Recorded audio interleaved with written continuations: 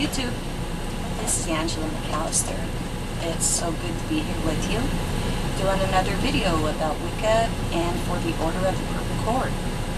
I was just about to start my day here at my desk, get to work at Rare Wicca Spells, and I thought it might be fun to show you all a couple things that I do that brings a little bit of magic into my everyday life, enhances my energy throughout the day,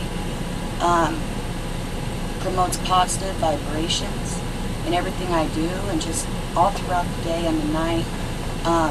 It's a good mojo, I like to say, but I'll show you how to do a practical everyday altar. And the idea is wherever you have your personal space, maybe it's a top of a dresser in your bedroom, maybe it's your desk at work where you can sit up a few little items there at your workspace. Maybe you work on your feet, so you don't have that convenience, so maybe it's the dash of your car, or maybe it's that counter in the bathroom there where you get ready every day. Whatever is the best place for you. It doesn't have to be right in your face Wicca. It could be a little bit discreet, but I'm going to show you what I do. So first I have to show you, this here is my desk. This is where all magic happens for Rare Wicca Spells, printing up those Book of Shadows for you guys. This is very special to me. Let me get in here so you can see this. This is my altar box. See this here?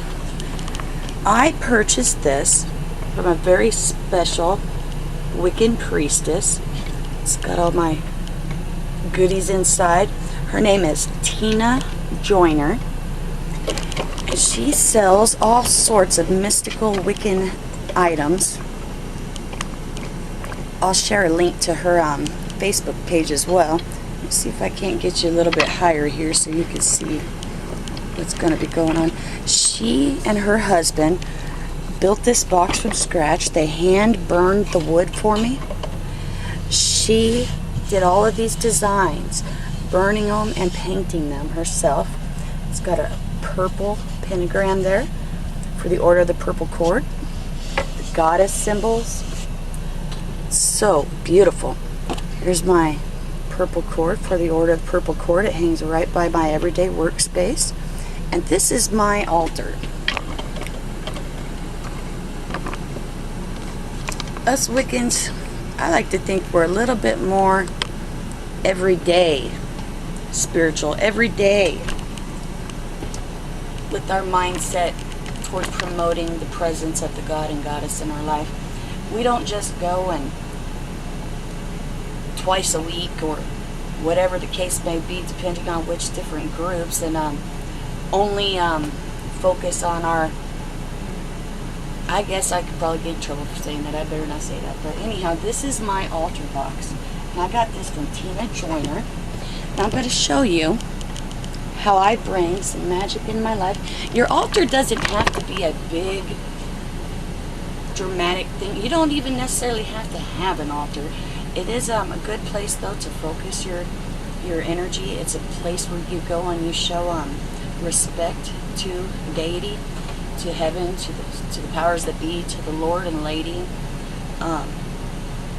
It's a place where you light a candle and say a prayer. You could do some meditation there. Your altar is a little representation of the universe. And whatever energies, if you're trying to manifest love, you're going to bring in some flowers on your altar and decorate it. It doesn't have to cost a lot of money. Everyday things that you come across in your environment.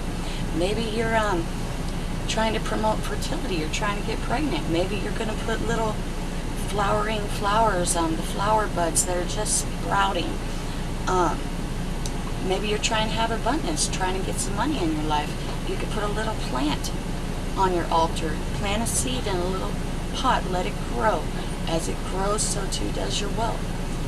All sorts of different things you can do that don't cost any money. You don't have to have a bunch of tools to have a successful altar, or to be a successful Wiccan practitioner. You don't need a bunch of tools. the magic is within you. It's your personal energy, how you direct it. So every day I have my altar right here at my workspace, and I just love this altar box. I absolutely love it. Now on it, I'm going to set it up for some practice. I love rocks. I love rocks and I love crystals. But the first thing on my altar is going to be my God and Goddess candles. Just 2 white candles, nothing fancy. They could be fancy if you wanted them to be, but it's not necessary. It's just to show reverence and respect to your God and Goddess. Also, I think you guys will like this. I like to place near my God and Goddess candles.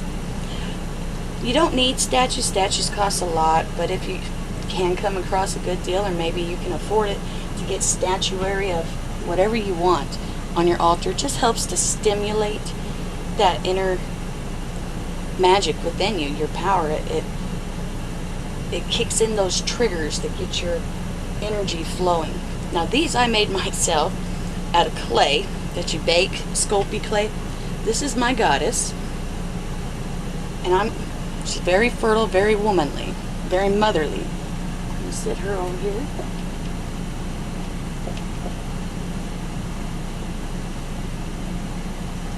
By the goddess count. Now here is my horned god. My god, he's got his horns, he's got some whiskers, a little anatomy. And he's going to sit over here by the God candle. Also, the number 3 represents manifestation. It represents the Trinity in the Christian belief, which is the Father, the Son, and the Holy Ghost. It represents the triple moon goddess. It represents the mother maiden crone. I have here a piece of slate rock that I found out in my yard when I was walking my doggies, in a triangle shape. I took a Sharpie, and here I have drawn a triquetra. For me, the triple symbol, the 3, is not only just the mother maiden crone, but it's the God, Goddess, and Spirit. Okay, so we've got our altar going. Now I'm going to enhance it just a step more. I'm going to use some crystals. I have here a beautiful piece of rose quartz that I got off of my website at rarewiththespells.com. I have plenty of these there if you ever want to get some neat crystals. It's beautiful rose quartz. My altar sits in the east. That's because from the east, both the sun and the moon rise in our skies. That is the point where their energy comes from and grows in power throughout every day. And it's where it returns every single 24 hours. So if this is the east, that would mean that this is the south. So here I have my rose quartz. I'll set it here in the south for fire.